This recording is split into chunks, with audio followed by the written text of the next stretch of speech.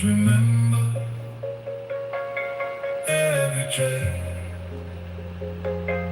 Send it outwards, pull it back.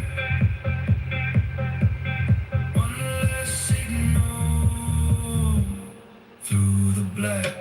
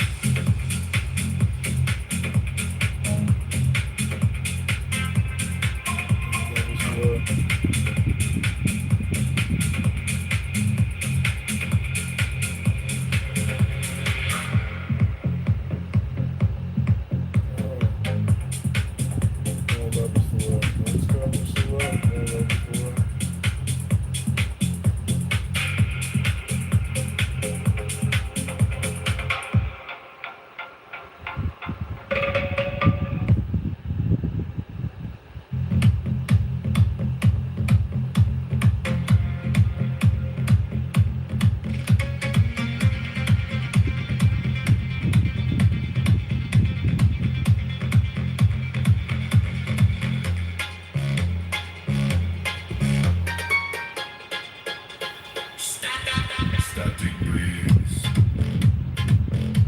beneath the skin. The silence is a frequency. Every heartbeat triggers another code. Don't escape, become the transmission. I don't need control, I need collision. Every shadow learns my name. The floor disappears, the signal remains. Nothing is broken, only transformed. Here is the noise, amplified a pulse. This is not surrender, this is evolution. The room contracts, not opens.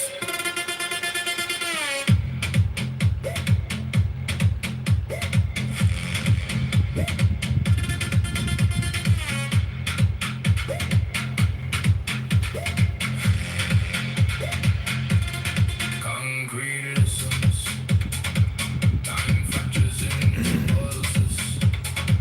Only pressure remains. Stay inside the signal, don't translate it. I didn't come to move, I came to dissolve, to be reorganized by sound.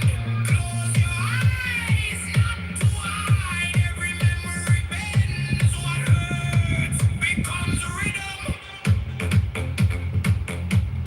This is not release. This is alignment.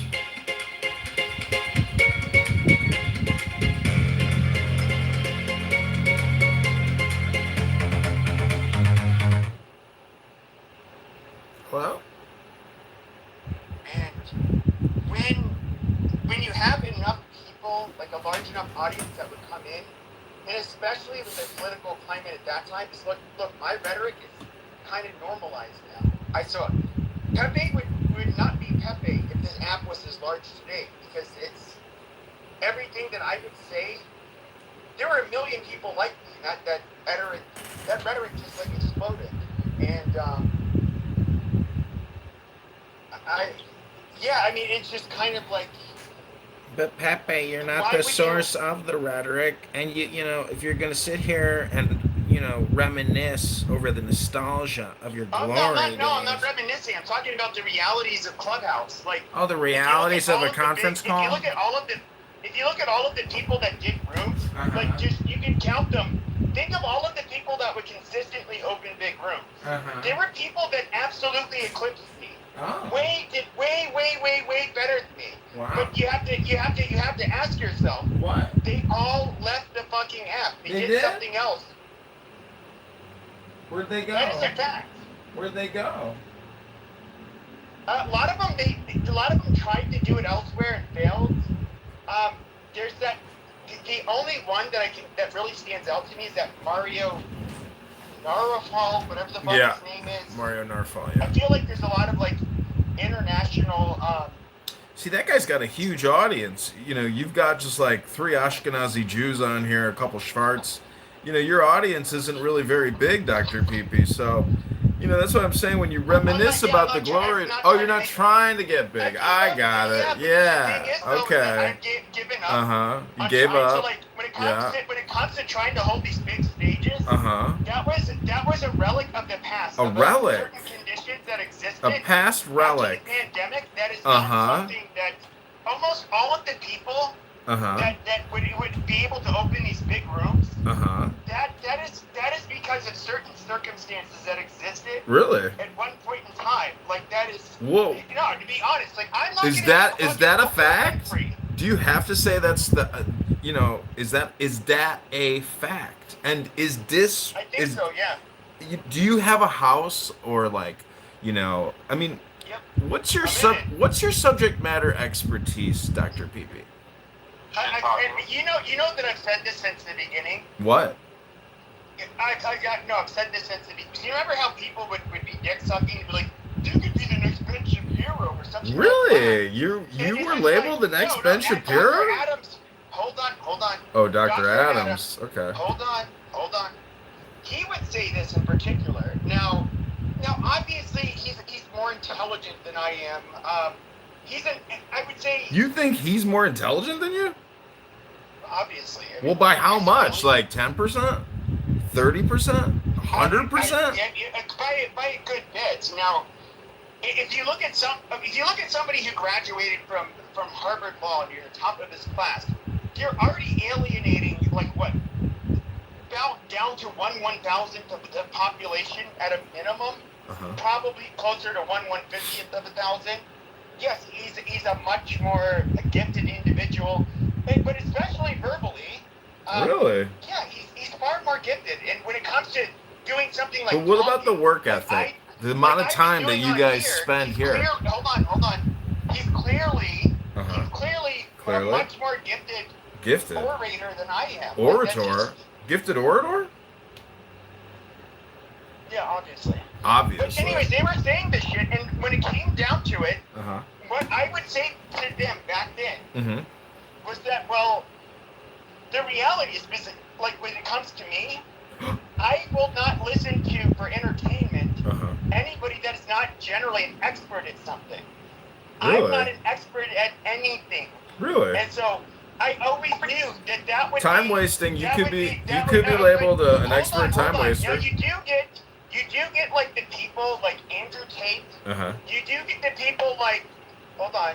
You do get the people like even Joe Rogan. But to be fair, he was a pioneer in Yeah. like podcasting. Big time. But he's also very humble. He doesn't. Super say humble anything. dude. And most of his podcast is him literally asking questions. Yeah. But most people, they are not an expert at anything. There's something really funny. Somebody posted. Oh my God, where are my reshares or whatever? Hold on. It's Joe Rogan will think. Oh, where the fuck is it? Hold on. I want to tell you. Where'd it go? All right, keep going. I'll bring it up here in a second. Yeah, I'll just say this: like you have podcasters and influencers. We can look at some of the more notorious people that have on the right. We can look at Nick Fuentes. He's an expert at nothing. I will say that he is obviously, and people like even Charles Murray, who wrote, Charles The Murray. Bell Curve, all of that. Obviously, a very high IQ individual. Super Said high that IQ. He watched one of his episodes, and that he watched him speak for 2 hours without a glitch, which he thought was absolutely remarkable. Really? He said that he strongly disagreed with him, but he is that you cannot be right and a gifted orator. Am I as gifted as him? Absolutely not. When it comes to No way. a lot of the, Not even close. You're gifted, but like not that gifted. I'm not that gifted. Not even close to that gifted. And when it comes to language, that's always in English in general. It's in English that comes to where I would score very high in certain areas, but English was always my weak point. Really? I've never been good at expressing myself in words. Oh no. But so that would Ashkenazi Jews like Ben Shapiro with their high verbal IQs would absolutely decimate somebody like me with their verbose vocabulary. Wow. And to be fair, he's just more intelligent. Well, they don't say dad or dis like you, so I guess you're right, because you always say dad or dis like a little baby boy, like a little kid. Okay, yeah, you're fine. So But you're right. They do have a much higher verbal IQ score. You're score. mentally ill Michelin. A mentally ill Michelin? Really? What? Do you have any evidence to support your hypothesis? You already said your dad said you. All right, I found it here. Hold on. Okay, so this is from Reddit from a long time ago. It says that Joe Rogan is like some barbarian con from the steep steps that took an interest in intellectual things, and his show is basically him bringing up slightly nervous scholars and magicians to come before him and explain how the world works. Glasses man, you explain to Joe why big sky and how tree grow, but he will also believe almost anything you tell him. And only recently, in the past few years, does he clap back like, Tiny Hat Man says, otherwise do you lie to Joe? Tiny Hat Man say fat, fat bad, say fat bad for you, but that no sugar is enemy, and which is truth. Joe thinks you're wrong, and people go nervously like, yeah, I guess so. And Joe spends many moons on horseback training with bow and sword. And Joe wonders why sky fire rise in the mountains every morning. You explain this to Joe. It's like, basically Neanderthal. Here's the thing, like they talk about the midwit. I'm like basically a midwit, like him. Yeah. You talk about the low level midwit at that. You have the people that have like the 120 to 130 IQ, all of that, right? But if you look at what we would call experts, like the authorities on many things, we're looking at people that are at a bare minimum, generally 145 IQ. Wow. We're talking, standard deviation difference. Much. If you look at like even like we were talking shit yesterday about Condoleezza Rice. Yeah. And Abby and I were saying like, I don't think you like truly understand how intelligent this woman was. Like. Really? She, like, no, absolutely, like. Wow. And. Yeah. What do you think about Ketanji Jackson going on the Michelle Obama podcast? When you get subject matter. Hey, Dr. Jordan, DJ in the house. Yeah, there he is. Shavua Tov, we made it. Man himself, right there. Rabbonu Shalom. But I would say that when it comes to What a.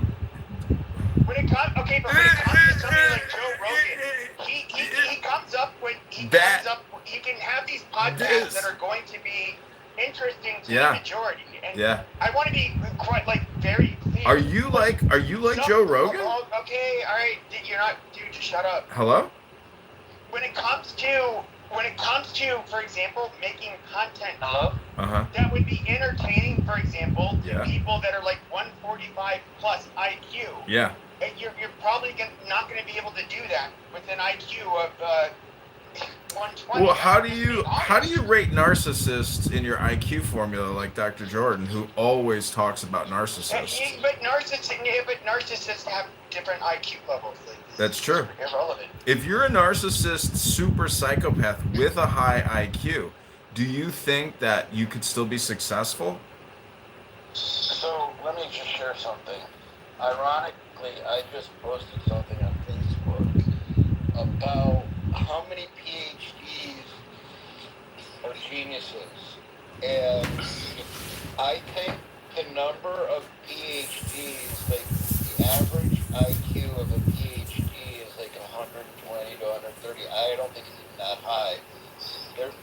They're academically persistent, but what I think is really interesting is that once you get to a certain threshold, it becomes detrimental to your ability to presumably relate to other people. And I just don't think that there's much value in having a super high IQ at all, quite frankly. Well, I think that you would suffer a lot. Like, I can only imagine, I'm not trying to be mean, dude. Look at when I say I'm not trying to be mean, they could talk to somebody like me, and they would think like, oh, I thought like you when I was in seventh grade. They don't really have the connection there. Wait, are you an engineer or are you a masturbator? I mean, a master debater.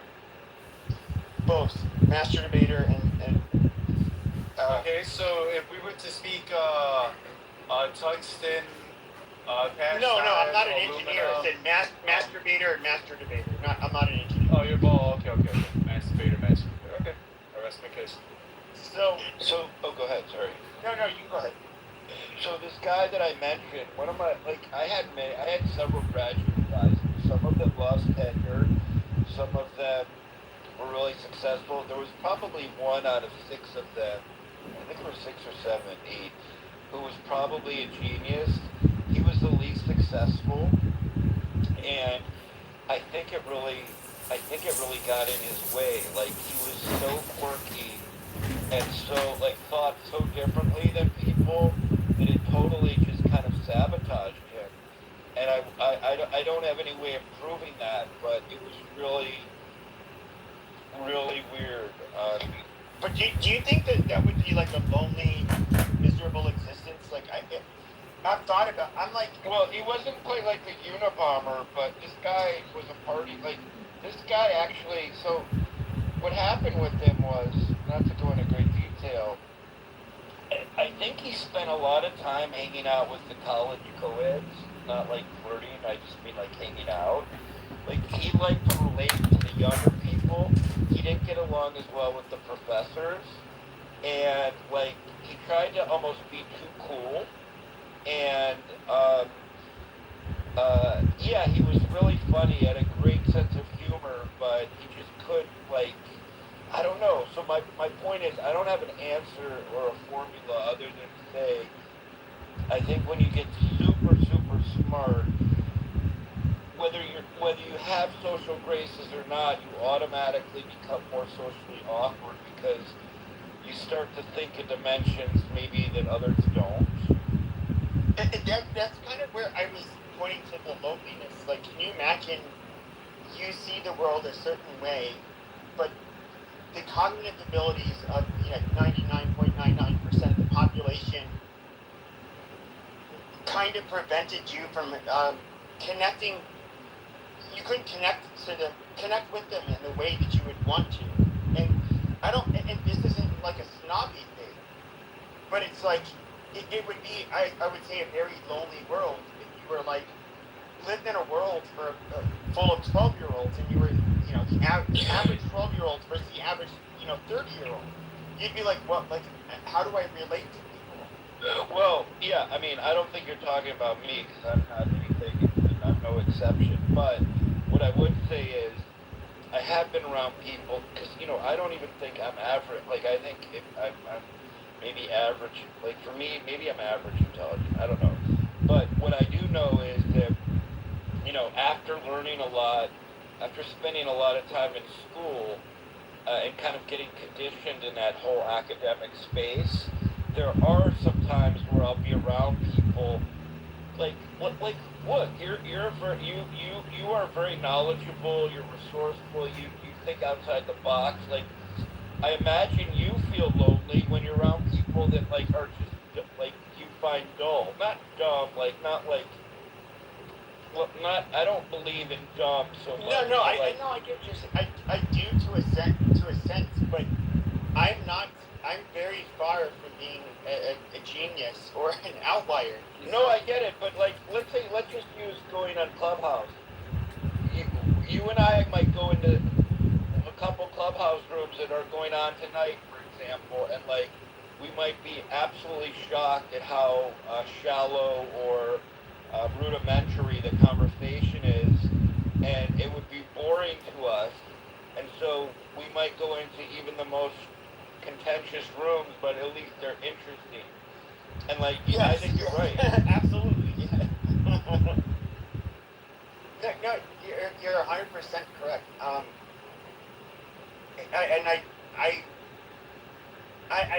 have to, and I'm not saying this in a snotty way because I'm not amongst one of them. I can only imagine what it's like for these super smart people to be. Just think of like when you're talking about somebody with like let's just say like a 150 plus IQ, as rare as they are.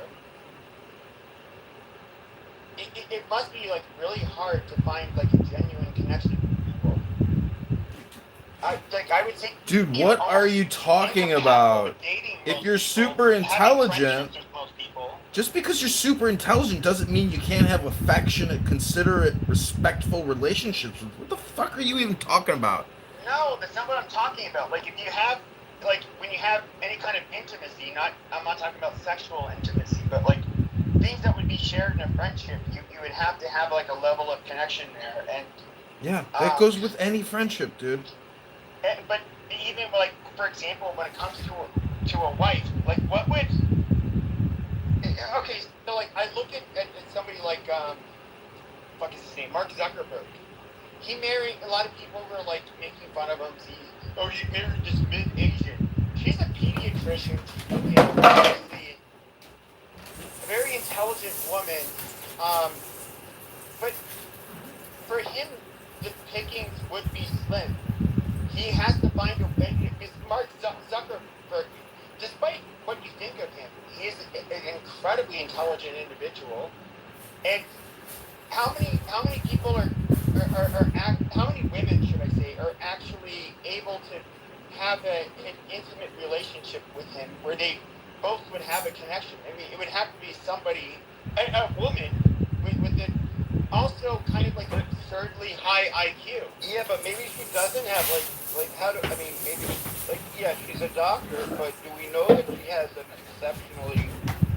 No, I don't know that. I don't Well, know. no. What I'm asking, what I'm saying is, maybe he dated her because, like in Jewish community, we tend to be directed to date, not directed, but we tend to draw people in high professions, and Jewish men like Asian women. Now, I don't see Zuckerberg dating an Asian porn star because he probably was in circles where he likes, people who are more on the, more on the academic elite end. But she may just be like I don't know. I think you generate a really interesting question. I wonder if she's like a super bright, like in other words, maybe anyone that he marries, he would dwarf in intelligence, no matter how smart she might be. But you know what's really weird is I see. So Mark Zuckerberg started like training MMA. Of course, he's very careful. He can't get hit in the head because he's a very bright guy. But see, like he would go to the fights of some of these MMA fighters, and I remember watching a clip or two, and the wife was involved. She somehow became friends with them. Now, Mark became friends with these MMA fighters. Now, which just statistically, they obviously are going to be a lot less intelligent than him because he's such an outlier. And just like kind of watching how Mark could joke around with them, but especially his wife, for in my personal opinion, very witty, very witty woman.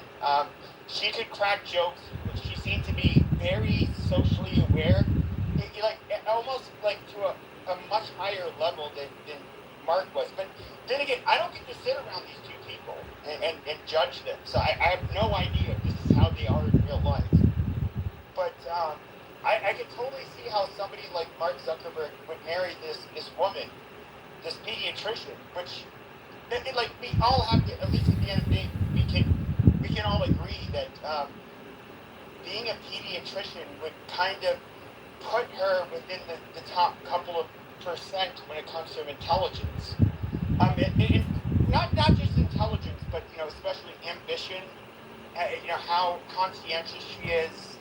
Um, not most people cannot be a medical doctor.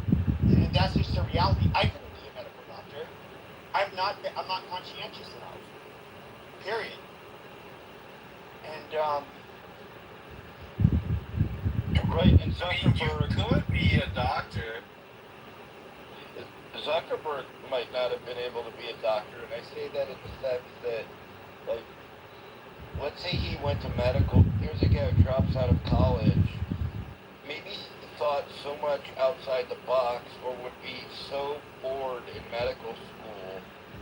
And I don't know this to be the case. I mean, who is the creator of ER? It was the Harvard physician, or Harvard-trained physician, who became a filmmaker, a TV producer, an author, and he notably didn't. He notably, I don't think, liked being a doctor. He was almost too bored.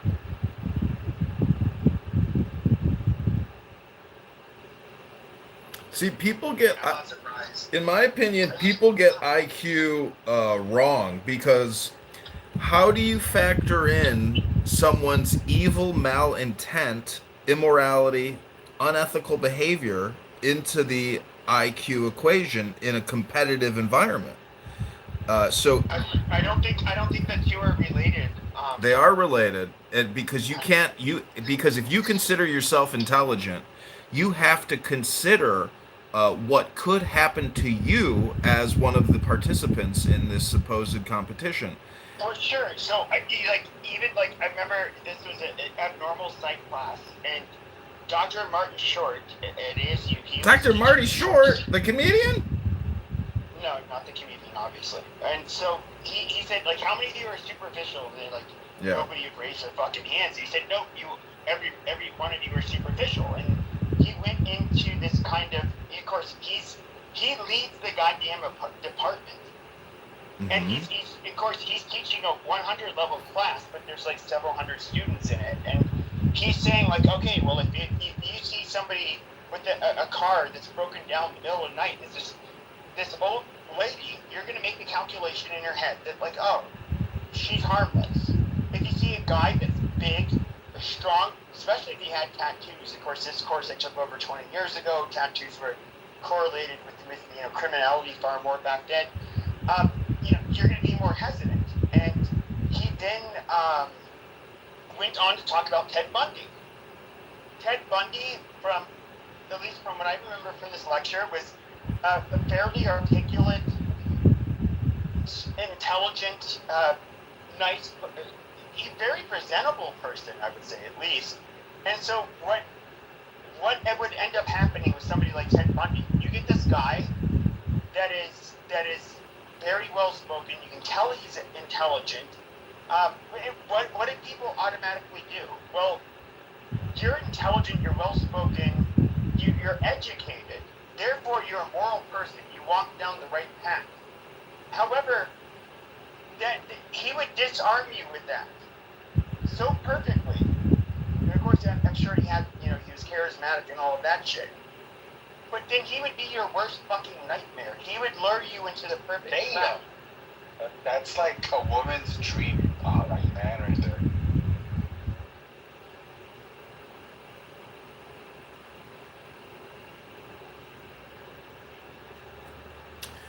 Well, what I'm saying is, when it, Where you going with this, Pepe? I've been hearing you talk for a while. When you talk, holy shit, I go into the rabbit hole with you.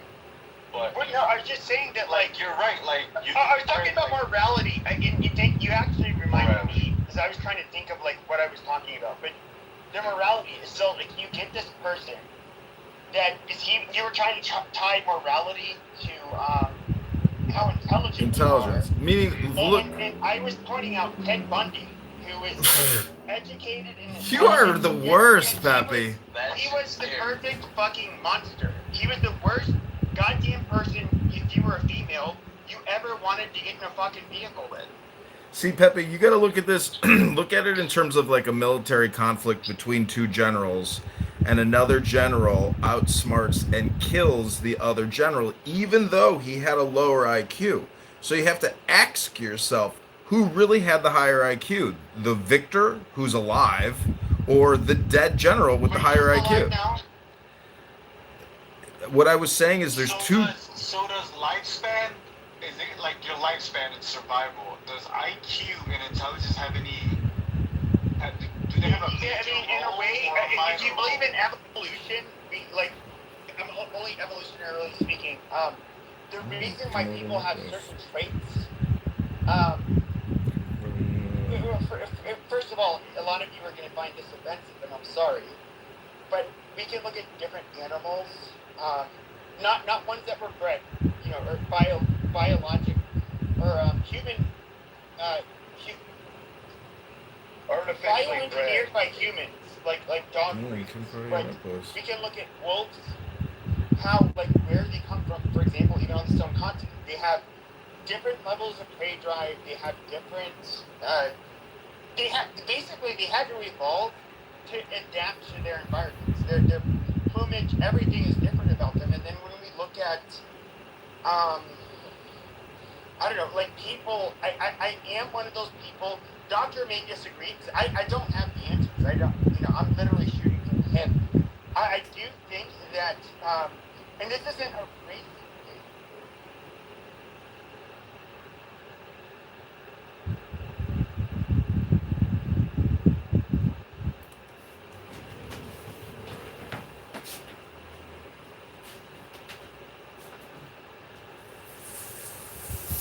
Hello.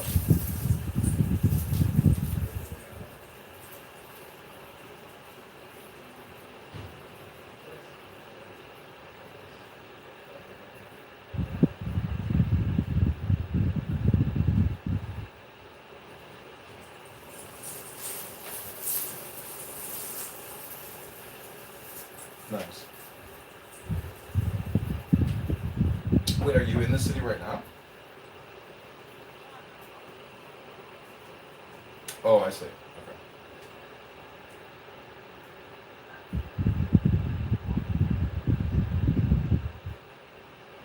You didn't go to Lala?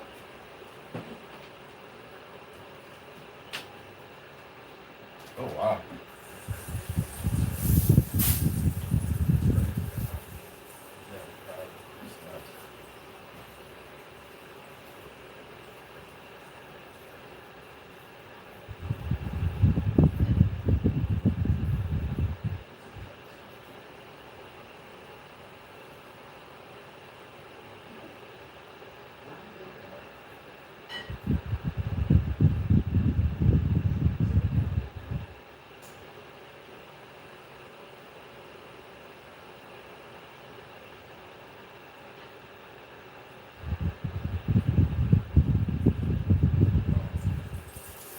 Oh, I got it. Because I think I was gonna Uber you to my house because you wanted that coach back.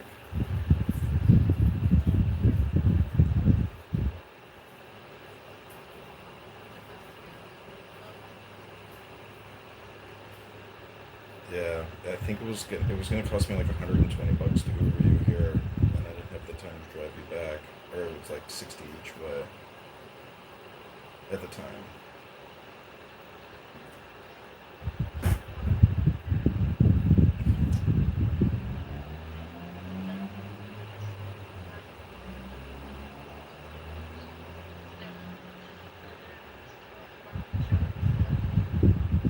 Yeah.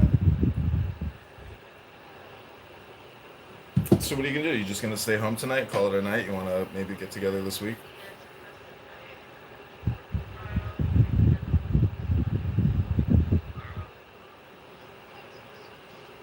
That we're doing it every day. And All right. Well, let's do something this week if you're free one evening or afternoon. this week I'm literally like working like every day. Working to the bone. Only no. Yeah, well, I'm a hard worker. Well, then let's get together tonight. Tonight is a good night then. It's you know. It is like 11. I've been up all day. I've been just trying on I've been checking around, the city. I'm sure myself every once in a while. I tried out the next to like cafe. Finally, went early in the morning, very early, and it was amazing. It was worth it. I didn't even wait in line. Have you ever been to the Dock restaurant at Montrose Beach? No, I haven't. Oh, Just it's a cafe beautiful. person, I guess. Yeah, this is like a casual restaurant, but it's right on the beach, and then it's next to a forest preserve with like wild birds. It's really cool. It's right on the lake. That's cute. Do you live in City or something? I live in the northwest side, um, close to O'Hare, kind of. Where? Is it like a Rosemont or something? Yeah, Rosemont's close by. It's like 10, 15 minutes to the west of me. Oh, you live like all the way over there. Yeah, like north side of Chicago. So, that's like, it's like, uh, 30 minutes away from me. Yeah. Yep. So far. I looked it up to see where Woodbridge is. Is that where you grew up? Woodbridge? No, I grew up in Chicago, my family moved to Naperville, and I moved from my parents' house to, Woodbridge. Wow. Yeah. Yeah, independent. Freedom. Yeah, Space. yeah, that too. Yeah, there's the two words space and freedom are connected. Sure. So you're not looking for a sugar daddy. You might be looking for love, but I'm 43 and it's too old. I'm out of the range. So what's the accommodation? You're gonna make a set aside for me, like a special waiver? What do you mean? You're gonna give me like a waiver as like a non-potential, but still a potential date.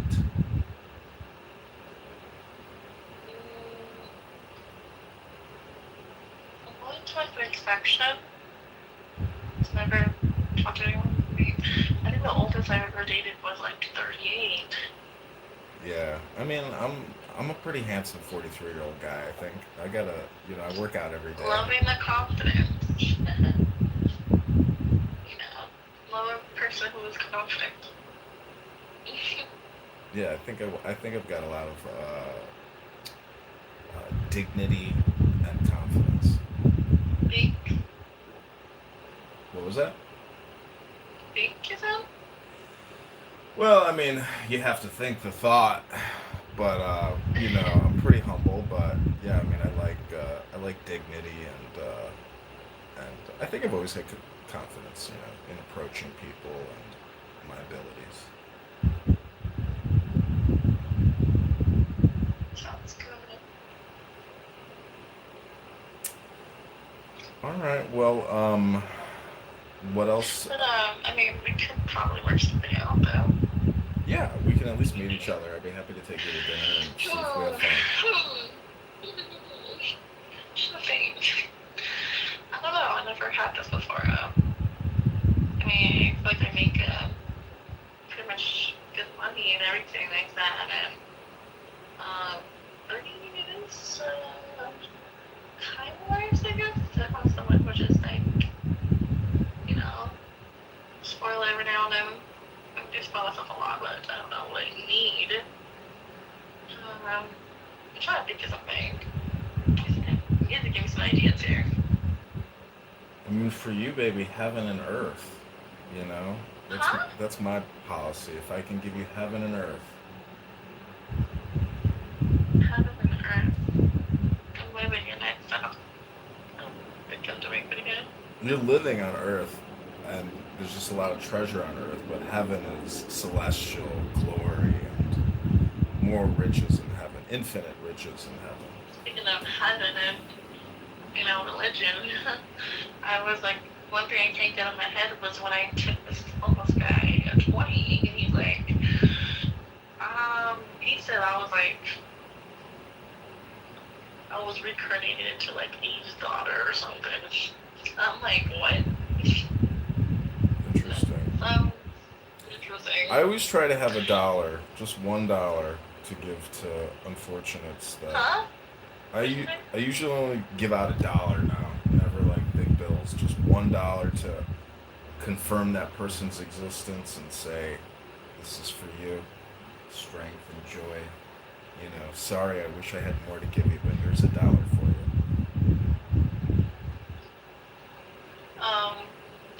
I trip like 10s and 20s. To homeless people? Yeah. Damn, there's just too I many literally homeless go people. there every week to like withdraw cash just to give it around. Damn, Saint Liliana. That's just me. I'll like get them food or something, or you know. I just hate walking past them and just like doing nothing about it. I can't. I have too much empathy. Yeah, but you could still experience the same empathy for $1 instead of $10 or $20. That's all I'm saying. I mean, $10 can get them like a meal at least. So hey. I know. But one is like, it's like a spiritual thing, you know, like one with the universe. So it's like,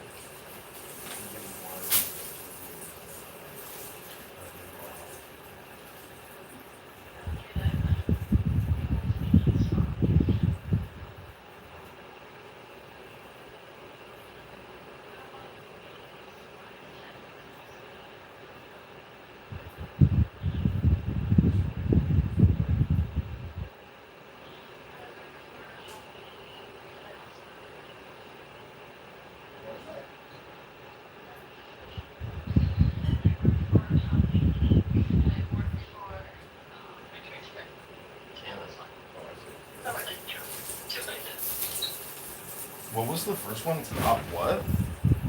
Beauty. Top Beauty Inc. That's like a retailer or something? Not really. Top Beauty I Inc. think what's more retail is the basic kit, Yeah. which I'm trying to hold on to most because I work full time at the Top Beauty Inc. and I work now just started to work part time next weekend for Victoria's Secret. So right now I'm doing full time there, but I'm trying to do part time meetings. I'm trying to do like graveyard over there. Like I do work like graveyard shifts at Victoria's Secret, and then I do like full like shifts and like Top Beauty Inc. You know. I'm not a workaholic, I promise. Well, I walked past Victoria's Secret the other day, and it's just like so arousing, and the smell is so good, and the visualizations are like so silky, shining. It's just like when you walk past that store, you're just like, holy cow! Woo! Oh wow. Yeah, I'm a big fan. So let me know if you do want me to take you shopping. I'd be happy to treat you to a Victoria's Secret day. Mm-hmm. But you're there every day, so I don't know if it's a treat. Yeah, I do go shopping there a lot.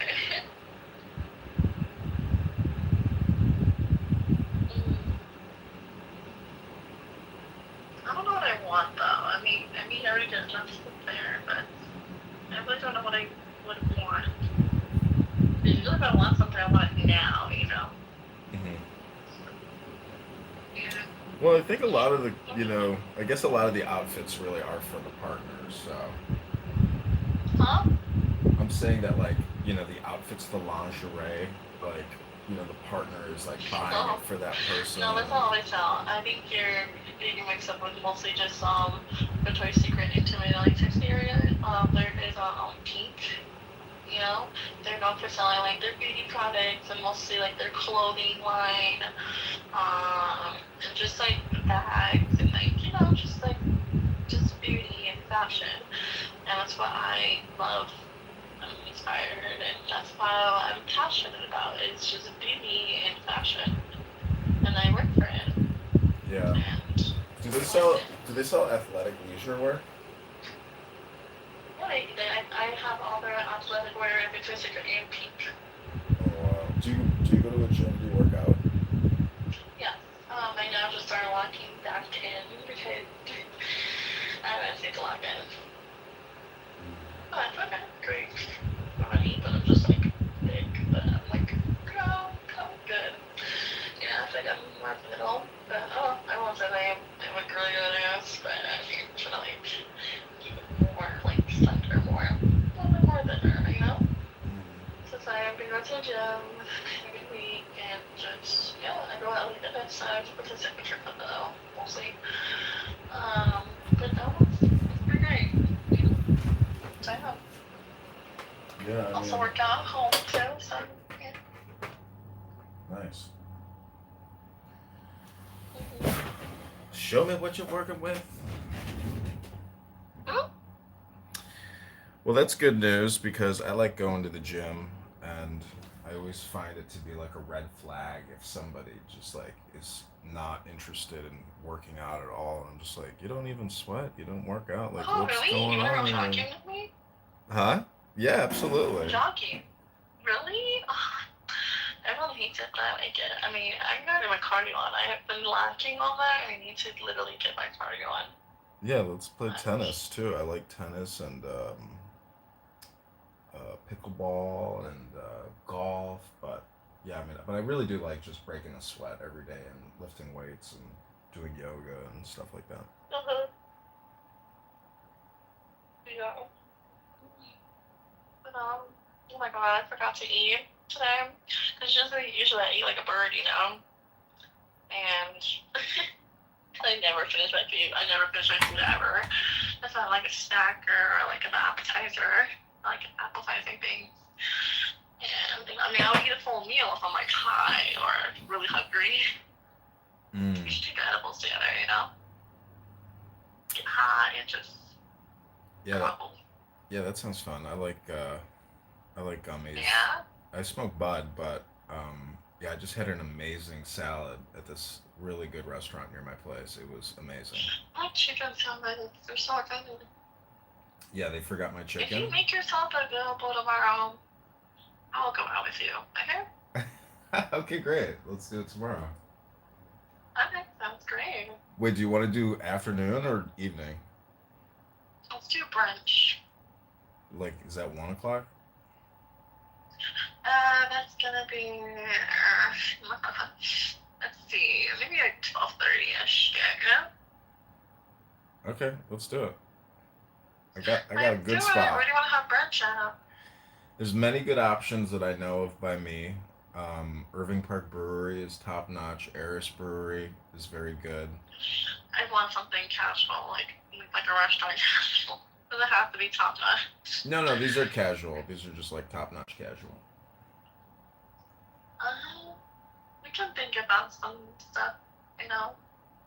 Yeah, I No. mean, there's lots of good options. But do you I drive? know, I'm thinking about it. Do you Huh? do you drive or do you need me to send you an Uber tomorrow? I don't drive, but it's funny because I have a car, but I'm learning to drive. I'm trying to drive like perfectly to be able to be driving You're to the learning. city and stuff like that. Wow, you're still learning. Oh my God. Huh?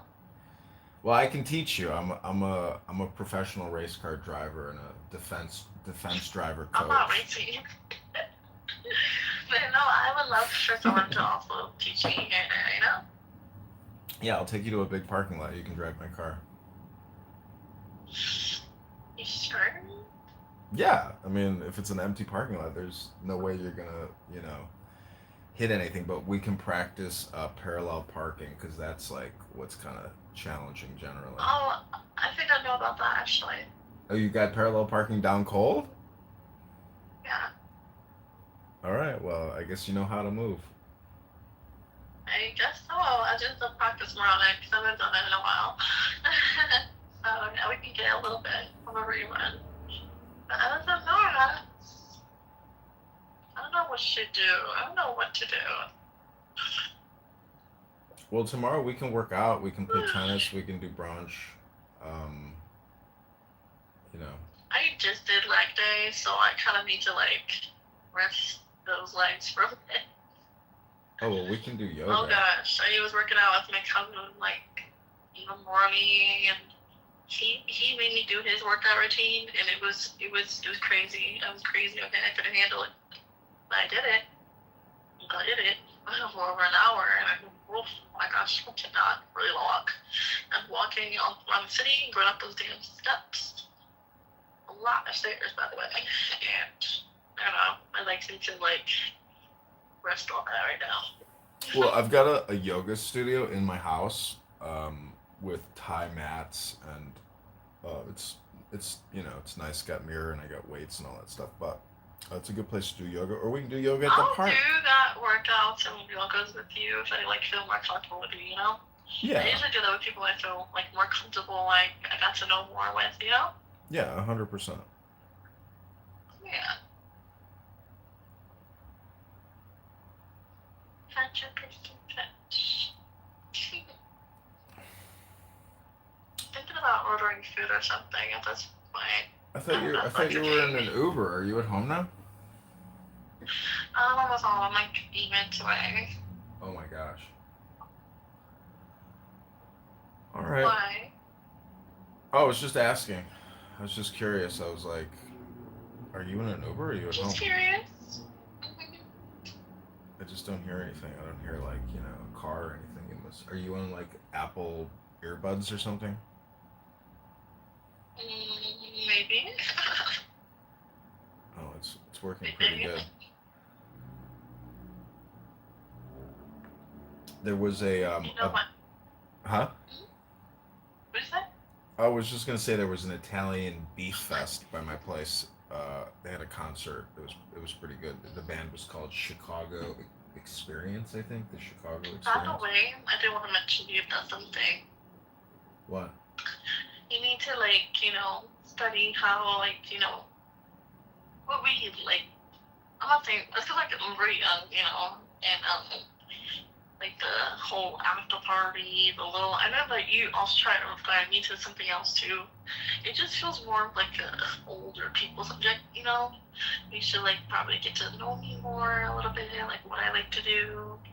Um, it's fun around your age group, but like more like our age group, that we all would enjoy. That's really entertaining. I know for you, because it's more entertaining for you, but it's like more entertaining for you than me. I would have been willing to participate, but this is not something I'm familiar with. Yeah, I mean, I don't really know you, and I'm just slinging sentences, but I, Yeah, I think it's because you also confuse like our age a little bit, you know. Like, I'm not explain this. do you think you're like a mature uh, person, or are you still like how do you view your like maturity? I rather date someone who's in their you know, older because well, maturity level, and more consideration, into it.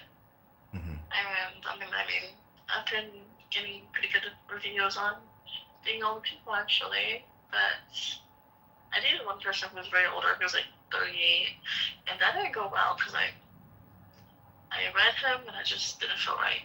He is not a good person. But yeah. What do you do for a living? I work in political consulting, and I'm a landlord. I own an apartment building, and Mm-hmm. I'm a retiree from the United States Army, so I get a pension from the Veteran Affairs from the government. Sounds good. Yeah, life is good. Um, I'm happy and successful and enjoying life. That's good. That's exactly what you should be doing. Living life. You only live once. Do you know how many seconds you get on average? How many what? How many seconds you get to live on average? No. You can tell me that. You get Since you get I calculated it. You get 2.5 billion seconds on average. Uh-huh. So make every second count. Hmm. Everybody's born a Interesting. billionaire. I mean, I'm trying to think of something right now. I can't think of something I want. I don't know what is something that I do want.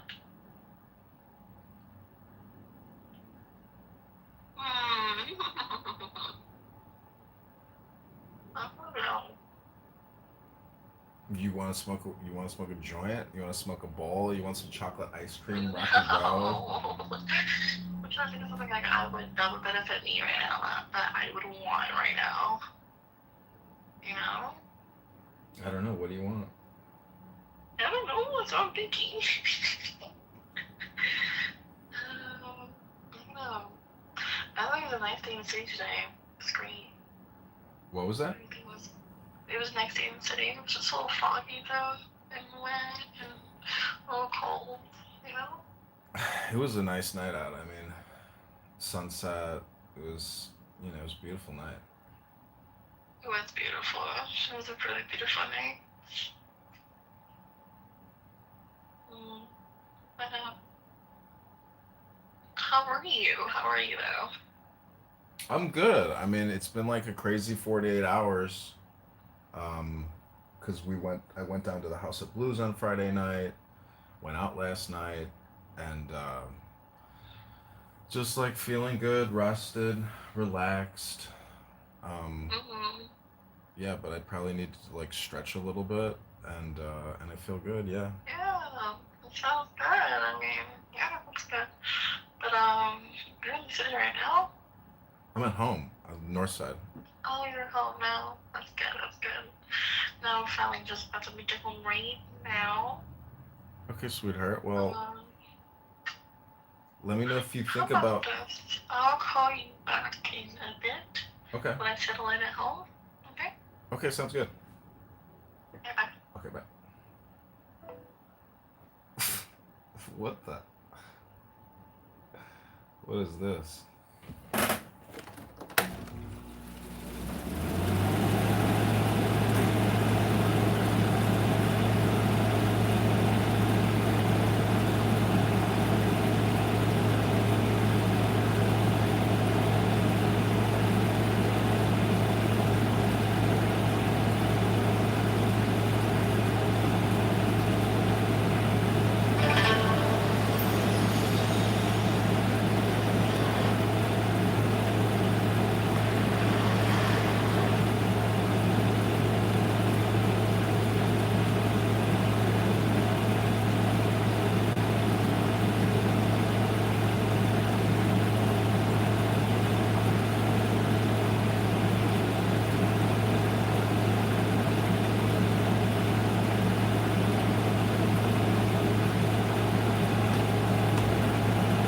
I think this chick's gonna want to come over to my place tonight.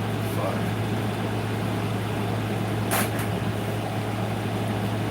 What about all the outliers for Jewish dots? Like for like the Jewish musicians, rock stars like Kiss, Paul Stanley, and Gene Simmons. I don't think either of them went to college, but from their purview, or from their standpoint, like they probably, they became rock stars. Which, I mean, I guess you could say, well, Bob Dylan, like, they Neil got, like, I don't know, you could say, well, yeah, there are plenty of, but my thought is, like, that's a very, uh, that's not a very conventional track, for, like, a Jewish athlete who plays professional sport. So do you think that do you think he's not like? And to be fair, I think that Bob Dylan perhaps is the best songwriter at least in the last few generations. Do you think that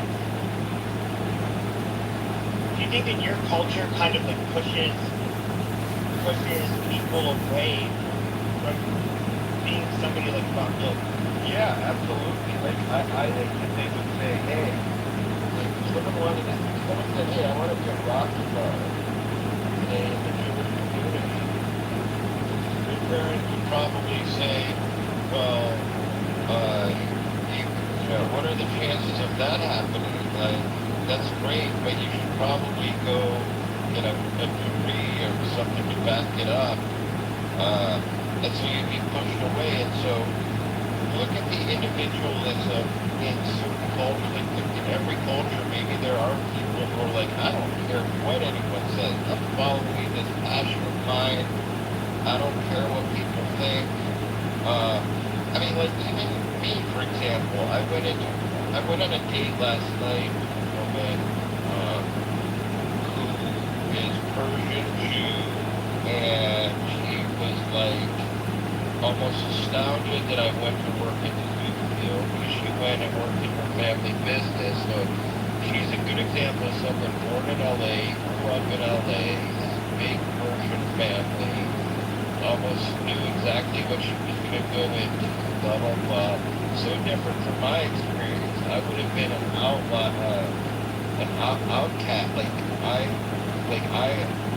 My parents didn't push me. They wanted me to pursue whatever I wanted, but like, in retrospect, I'm like, wow, I could have done something different, and I would have, been a totally different experience.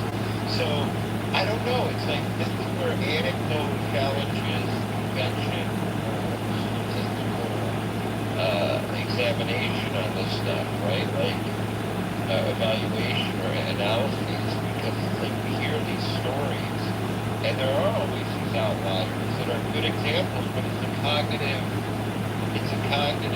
distortion to rely on anecdote to tell you the story or see where you should go. I think. I get what you're saying. I obviously would not want to live that existence, but I do think, so for example, if we were to look at Jews in Europe, they generally, in marriages, this is my understanding, they weren't quote unquote their mates, but the influence that the family members had in both parties was going to, incredibly important. But and hopefully they pushed it into these different areas, but what's interesting is that when you come to the United States,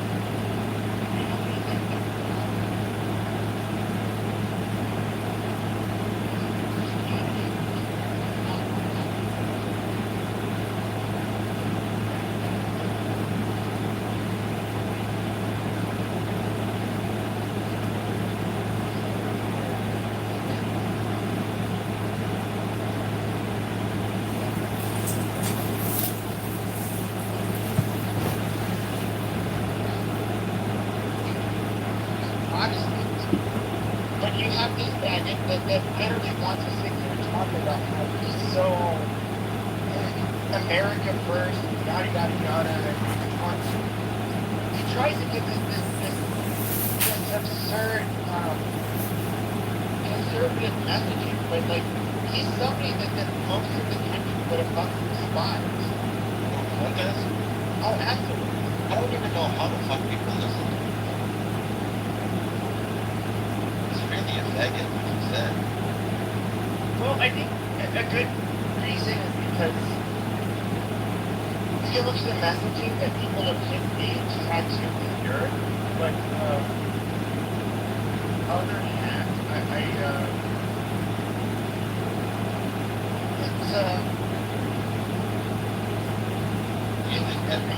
if you look at people of his age, our country is far more Catholic due to immigration.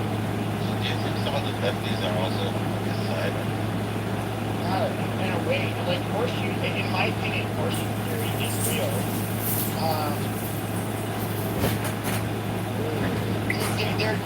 I would say they're driven by different things. When they're driven, they have a drive to do something radical. First of all, they're radicals. And both groups want to either do away with the system or bring it to its knees. The far right is they're different from conservatives. Conservatives, like for example, a lot of people like to bring up fascists and all of this stuff and tie them to the right. Yes, they were right wing for where they were. And even we can say even right wing overall, many ideologies, but these are people that they are revolutionaries. These are people that are willing to take on socialist causes to benefit their people. But I would say that the main difference between the far right and the far left consider their people, and is like one of the biggest differences between the two. The far right is willing to do mass purchase for their people. The far left, has killed a lot more people than the far right. But who they consider their people are people who are politically advantageous to them. And here's where I guess most of and whatever level of the system is.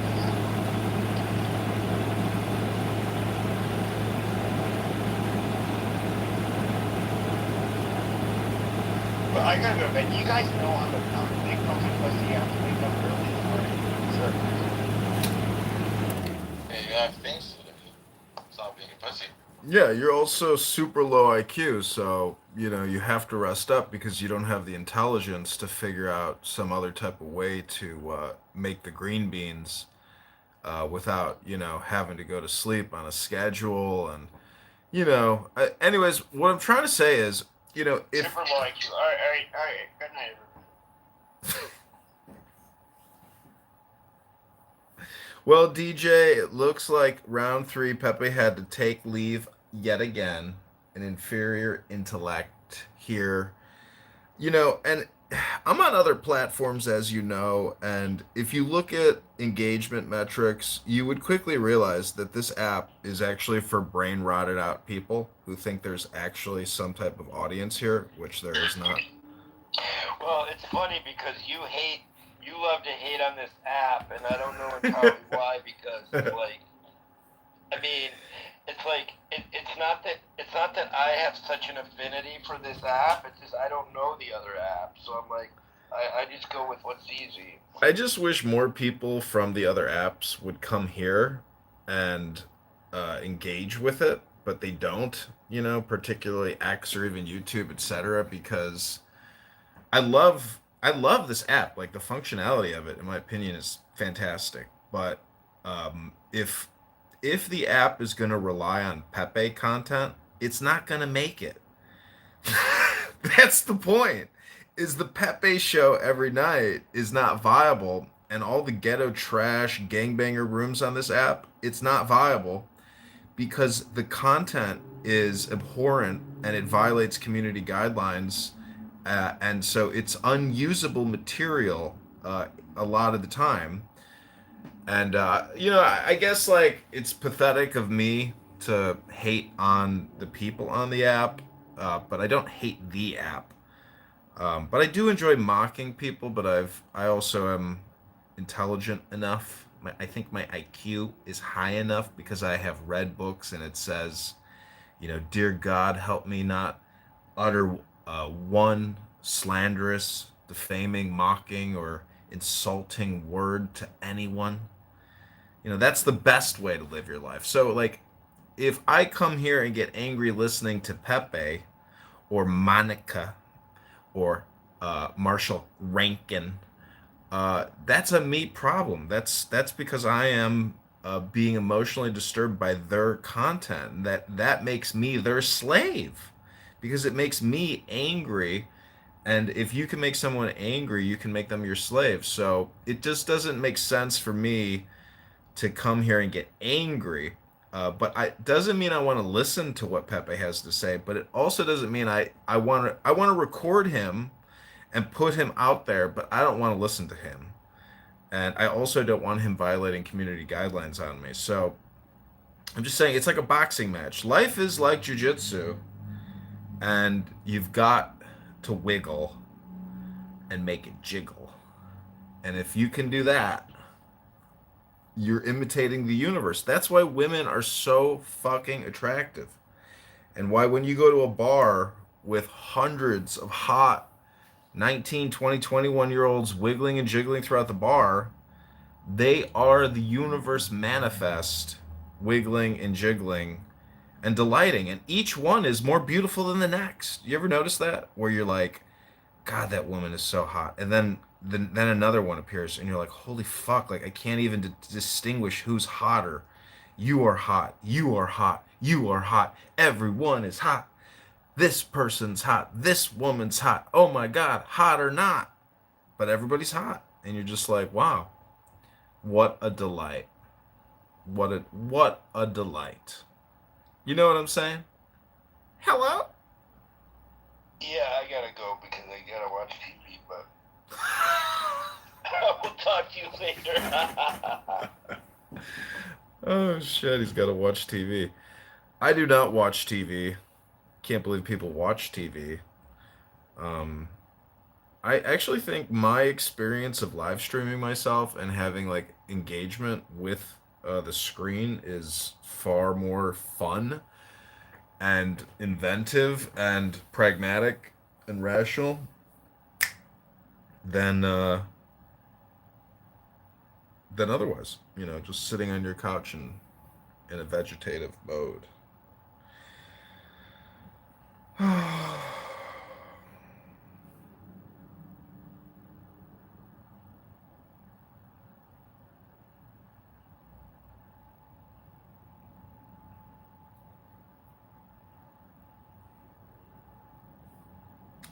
So I'm waiting for this chick to text me back who might be coming over to my place. I'm gonna give her 3 minutes. Otherwise, I might go out for the night because Lollapalooza let out. So there's all these like hot chicks dressed up, probably looking to have one more round three, you might call it. Um,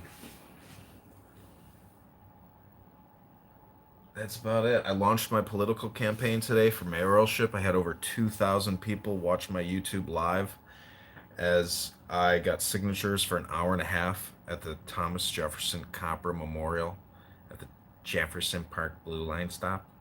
Is it Thomas Jefferson or is it Jefferson? Yeah, Thomas Jefferson. So that was a big success. Filmed multiple concerts today and yesterday, bands, musicians. I just label everybody the John Kitover band. Overall, very successful. And I'll be ready to submit my petitions for the mayoralship shortly. I'm not going to go the full 16,000 minimum that I would need, or 12,500 or 35,000. So I'm just going to do a write-in candidacy, and I am trying to raise money. I updated my antidote pages today, and I'm going to keep creating more antidote pages and try to raise money. Because if I can't raise money, I will go out and get more signatures. But I ran the numbers. I would need to I would need to get 500 signatures a day for the next 2 months just to get the minimum, which makes me think that it's impossible. Like, even the other candidates in 60 days, 12,500 divided by 60. Um, so, look, let me see what that number is.